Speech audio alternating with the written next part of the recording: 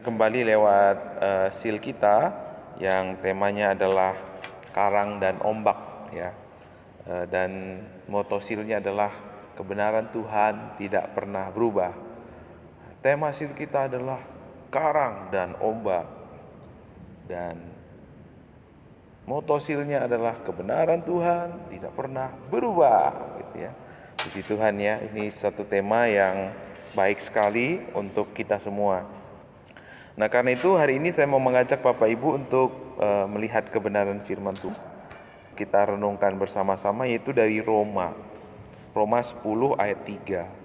Sebab oleh karena mereka tidak mengenal kebenaran Allah dan oleh karena mereka berusaha untuk mendirikan kebenaran mereka sendiri, maka mereka tidak takluk kepada kebenaran Allah. Jadi dalam hidup kita banyak kebenaran ya Bapak Ibu.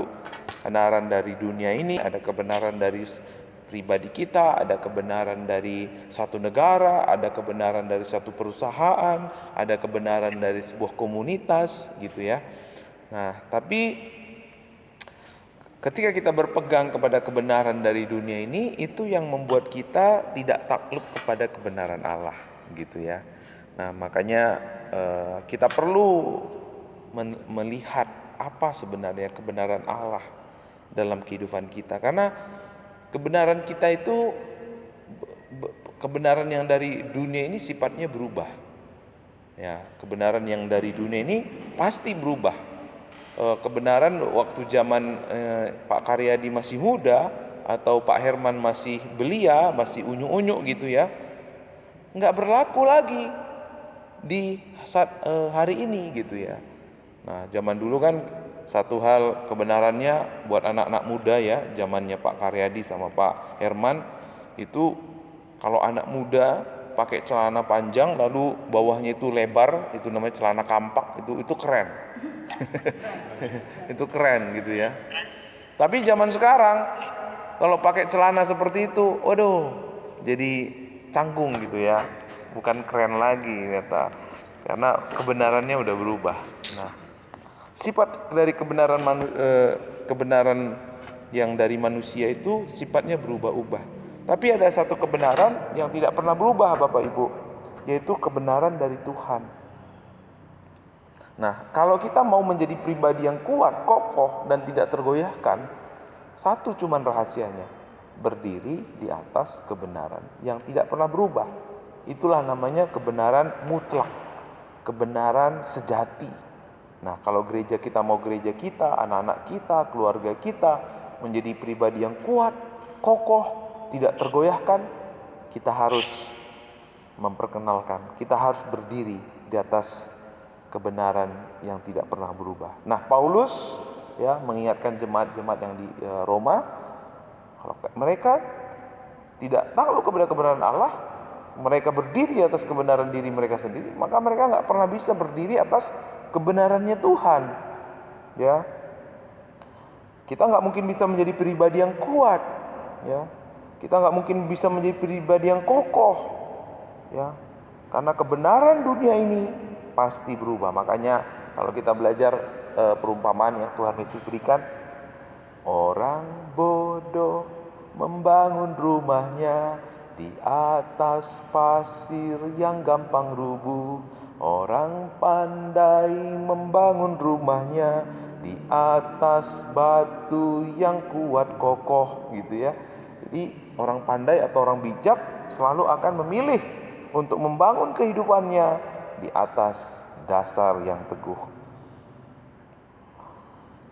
Nah, kebenaran yang mana yang kita pegang selama ini?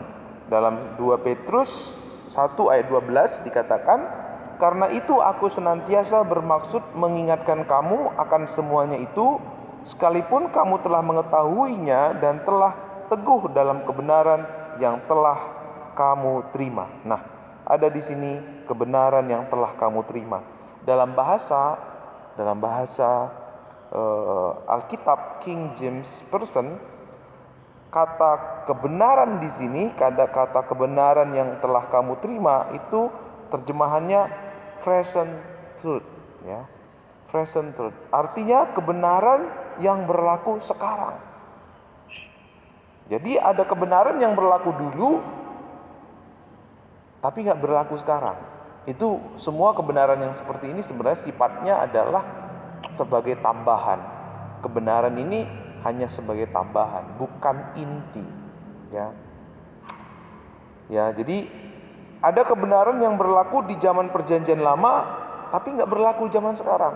Misalnya kalau masuk rumah ibadah nggak boleh nggak mandi gitu ya. Kalau zaman dulu itu nggak, orang mau baru melayat lalu masuk rumah ibadah nggak boleh. Nah tapi zaman sekarang gereja, rumah ibadah bisa jadi tempat untuk perkabungan gitu ya. Nah itu kebenaran yang berubah.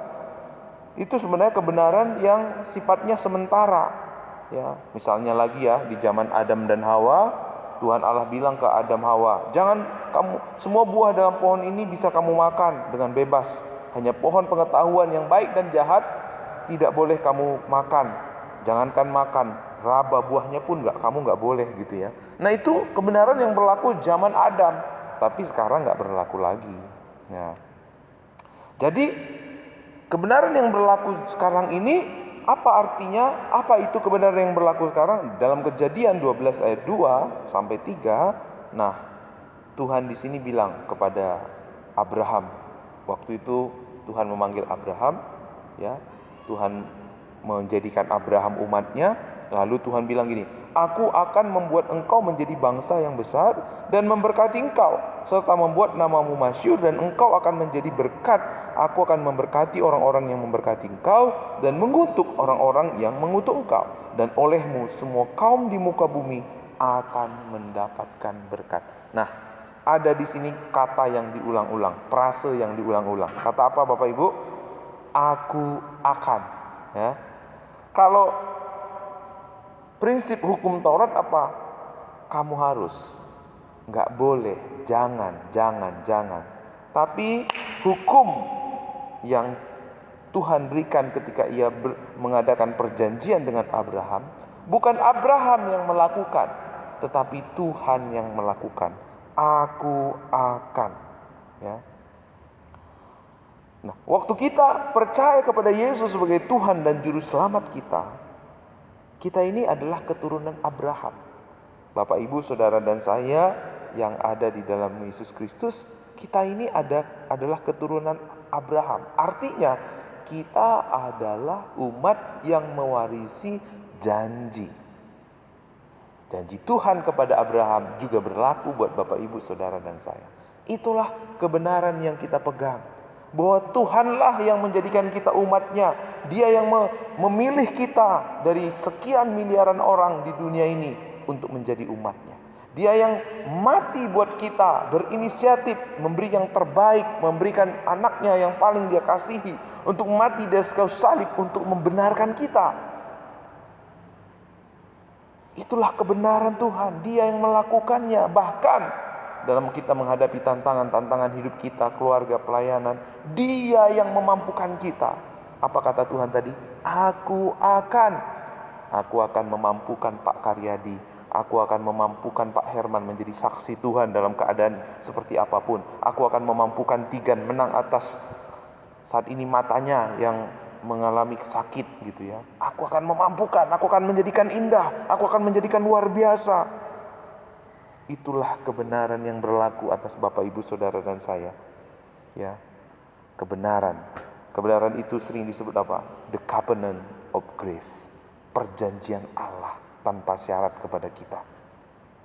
Kalau hukum Taurat, Bapak Ibu, itu diberikan Tuhan sebenarnya hanya sebagai tambahan. Kan waktu ceritanya kan di Gunung Sinai pada waktu itu ya. Gunung Sinai ya. Lalu waktu itu setelah Musa turun dari Gunung Sinai, ternyata semua pada menyembah berhala. Ya. Kenapa? Ya, itulah jiwa pemberontakannya orang Israel. Ya. Makanya waktu itu akhirnya diberikan 10 hukum Taurat kepada umat Israel. Nah, di Roma 5:20 dikatakan, tetapi hukum Taurat ditambahkan supaya apa? Pelanggaran semakin banyak, dan di mana dosa bertambah banyak, di mana kasih karunia menjadi berlimpah-limpah. Jadi sebenarnya hukum Taurat itu diberikan bukan supaya olehnya manusia dibenarkan, bukan supaya olehnya manusia diselamatkan, tapi diberikan supaya tahu mereka itu berdosa. sebagai sarana supaya manusia tahu mereka membutuhkan kasih karunia Allah, ya. Karena waktu itu supaya apa? Untuk menghancurkan keangkuhan manusia, ya. Karena waktu itu 10 hukum Taurat itu diberikan sebenarnya karena kesombongan manusia. Israel bilang begini, jangan berkati kami, jangan selamatkan kami karena engkau murah hati, karena engkau baik, tetapi biarlah kami selamat, biarlah kami diberkati karena kami berusaha taat, karena kami memiliki kesetiaan kepada Tuhan. Nah, ini sebenarnya sebuah kesombongan. Ya, kita lihat bagaimana Adam, ketika Adam sombong, Adam ingin menjadi tuan atas dirinya, ketika orang-orang pada zaman zaman Menara Babel, ketika mereka mencari nama, zaman Nuh dan lain sebagainya, itu semua membawa manusia kepada kebinasaan. Jadi hukum Taurat diberikan Bapak Ibu sebagai penuntun untuk kita menemukan kasih karunia. Kita sadar, oh saya membutuhkan kasih karunia Tuhan. Sehingga ketika kita tahu kita berdosa, ketika kita sadar kita nggak mampu, akhirnya kita mencari Tuhan. Kita merendahkan diri di hadapan Tuhan dan berkata, ya Tuhan, bukan karena kebaikanku, bukan karena ketaatanku, bukan karena kesalehanku, bukan karena kemampuanku, tapi karena anugerah-Mu. Sehingga tidak ada lagi jalan buat kita untuk sombong, tidak ada jalan lagi kita untuk bermegah diri. Ya, perjanjian kita dengan Tuhan berdasarkan anugerah, bukan berdasarkan usaha kita. Itulah kabar baik Bapak Ibu. Kabar baik bahwa bukan kita yang membuat kita benar, bukan kita yang membuat kita layak, bukan kita yang membuat kita mampu, tapi Dia yang mati di atas kayu salib, Dia yang datang ke dunia, mati, bangkit, dan naik ke surga. Dia akan bekerja melalui kita dan di dalam kita. Ya. Makanya di dalam Ibrani 8 ayat 13 saya bacakan ayat terakhir. Oleh karena ia berkata tentang perjanjian yang baru, ia yang menyatakan yang pertama sebagai perjanjian yang telah menjadi tua, dan apa yang telah menjadi tua dan usang telah dekat kepada kemusnahan. Apa perjanjian baru? Apa perjanjiannya Tuhan kepada Abraham? Ya, ayat 8 dan 9. Sebab ia menegur mereka ketika ia berkata, sesungguhnya aku akan datang waktunya, demikianlah firman Tuhan, aku akan mengadakan perjanjian baru dengan kaum Israel, dengan kaum Yehuda, bukan seperti perjanjian yang telah kuadakan dengan nenek moyang mereka pada waktu aku memegang tangan mereka untuk membawa mereka keluar dari tanah Mesir. Sebab mereka tidak setia kepada perjanjianku, dan aku menolak mereka. Demikianlah firman Tuhan. Perjanjian, kita berdiri atas perjanjian baru. Kita adalah umat perjanjian baru. Ya, apa itu artinya umat perjanjian baru? Umat yang berdiri di atas kebenaran kasih karunia Allah. Bahwa Tuhan yang menggenapi firman-Nya, menggenapi hukum-Nya atas kita. Sehingga hari ini kita yang adalah keturunan Abraham, kita juga boleh mewarisi janji. Kita juga boleh melihat penggenapan janji Allah dinyatakan dalam hidup kita. Jadi bagian kita Bapak Ibu bukanlah berusaha supaya kita layak, supaya benar, supaya kita mampu. Tidak. Bagian kita adalah bagaimana kita mau percaya kepada Tuhan. Bagaimana kita mau hidup karena percaya, tinggal di dalam Yesus dan Yesus di dalam kita. Saat itu kita akan melihat terpaan badai, gelombang, ombak, apapun yang menerpa kita. Kita akan melihat justru lewat ombak itu dunia tahu di mana kita berdiri. Justru dunia tahu kebenaran yang kita pegang bukan berasal dari dunia, tetapi berasal dari Tuhan. Mari kita berdoa. Kami bersyukur buat apa yang Engkau nyatakan kepada kami malam hari ini Tuhan, bahwa kebenaran-Mu lah yang menjadikan kami pribadi yang kuat, kokoh, dan tidak tergoyahkan. Biarlah kuasa Tuhan bekerja lewat pemberitaan firman-Mu, terutama di acara SEAL ini Tuhan. Banyak orang-orang SEAL yang hadir di SEAL ini boleh menemukan kebenaran Tuhan, dan mereka dibebaskan, dimenangkan, mereka memuliakan Tuhan di dalam hidup mereka. Terima kasih Bapa, Kami semua yang mendengar hari ini diberkati. Kami semua yang mendengar hari ini menerima kebenaran-Mu. Tidak lagi berdiri atas kebenaran dunia ini atau kebenaran yang sifatnya sementara, yaitu kebenaran hukum Taurat. Tapi biarlah kami hidup karena anugerah kasih karunia-Mu yang melimpah-limpah. Dalam nama Yesus kami berdoa. Amin. Oke. Baik, kita akan masuk dalam pokok-pokok doa kita. Bapak Ibu doa bersama-sama malam hari ini. Kita akan masuk dalam